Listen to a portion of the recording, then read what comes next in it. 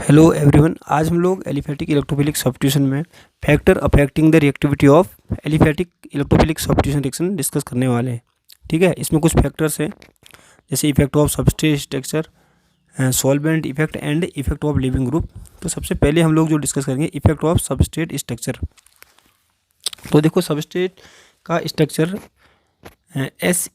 जो रिएक्शन होती है यानी इलेक्ट्रोफिलिक सब्स्टिट्यूशन रिएक्शन होती है, इनके रेट को कैसे इफेक्ट करता है उसको देखते हैं। अब थोड़ा सा ध्यान देना, अगर आपने SE1 रिएक्शन ध्यान से पढ़ी है, ठीक है, तो SE1 रिएक्शन में क्या होता है, हमारे पास एक सबस्ट्रेट होता है, ठीक है, यहाँ से इलेक्ट्रोफाइल आता है।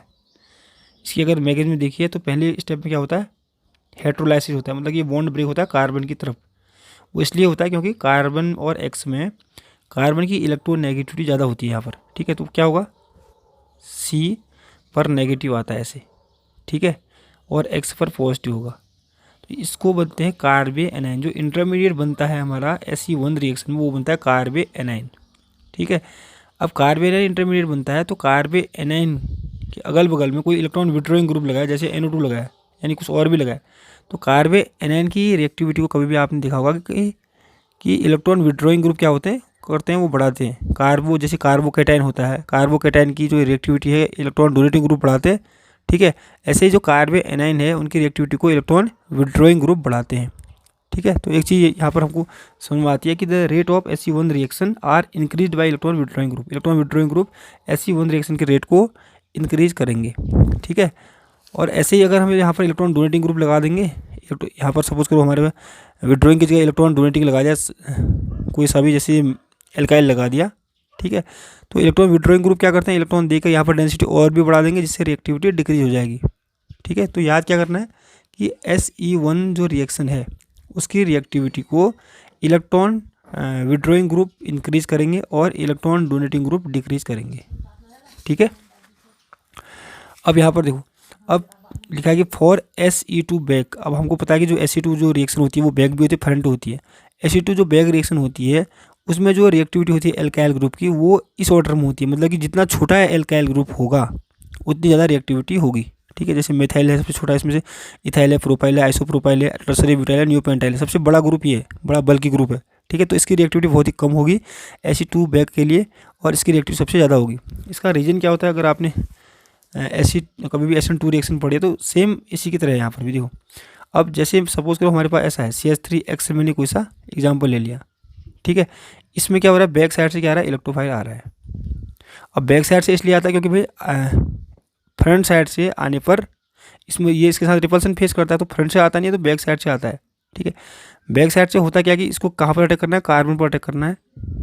और जो छोटे छोटे हाइड्रोजन होते हैं, यहाँ पर जो छोटे छोटे हाइड्रोजन होते हैं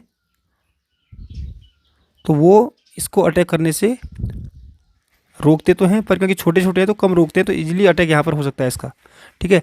अगर हम इन हाइड्रोजन की जगह कोई सा बड़ा ग्रुप लगा दें, जैसे ये लगा दिया, ये क्या बन गया, एथिल बन गया है, ठीक है, तो यहाँ पर क्या होगा, थोड़ा सा रिपल्सन इसके साथ रिपल्सन ये करेगा क्योंकि थोड़ा सा बड़ा हो गया है, ठीक है। रिपल्सन होगा तो फिर रिएक्टिविटी घट जाएगी।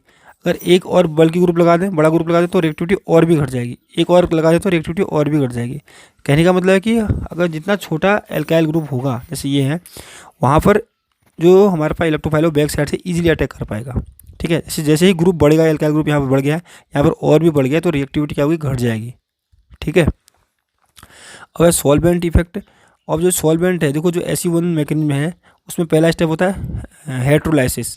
जैसे SN1 में होता है आयोनाइजेशन, वहाँ पर भी क्या होता है, जो सॉल्वेंट होता है सॉल्वेंट की पोलरिटी इंक्रीज हो जाती है, ठीक है। तो यहाँ पर क्या होगा, an increase in solvent polarity. अगर हम सॉल्वेंट की पोलरिटी को इंक्रीज करें, increase in solvent polarity increase the possibility of SE1 mechanism, ठीक है। जो सॉल्वेंट है वो पोलर ज़्यादा होना चाहिए। अब थर्ड है इफेक्ट ऑफ लिविंग ग्रुप। अब इसमें क्या होता है कि जो लिविंग ग्रुप है, जैसे सपोज दैट कि ये हमारे पास है, ये कोई सा, ये हमारे पास सबस्ट्रेट है, ये लिविंग ग्रुप ये है, ठीक है। अब लिविंग ग्रुप क्या होगा, इसमें क्या है, the more polar the CL bond, L मतलब लिविंग ग्रुप बॉन्ड, ठीक है। कार्बन पर यहाँ पर नेगेटिव होगा, इस पर क्या होगा, पॉजिटिव होगा। जितना ये पोलर होगा, जितना इस पर नेगेटिव होगा उतना ही ज़्यादा इस पर पॉजिटिव अगर होगा तो क्या होगा, ये बॉन्ड इजीली ब्रेक होगा, और इजीली ब्रेक होगा तो जो इलेक्ट्रोफाइल है इजीली यहाँ पर रिप्लेस हो सकता है, इजीली इसको रिप्लेस कर देगा और रिएक्शन की रेट बढ़ जाएगी, ठीक है, तो ये भी याद रखना है कि ज़्यादा पोलर होना चाहिए कार्बन और लिविंग ग्रुप के बीच का bond. The easier is the departure of the leaving group in all the SE1, SE2 and SEI mechanism.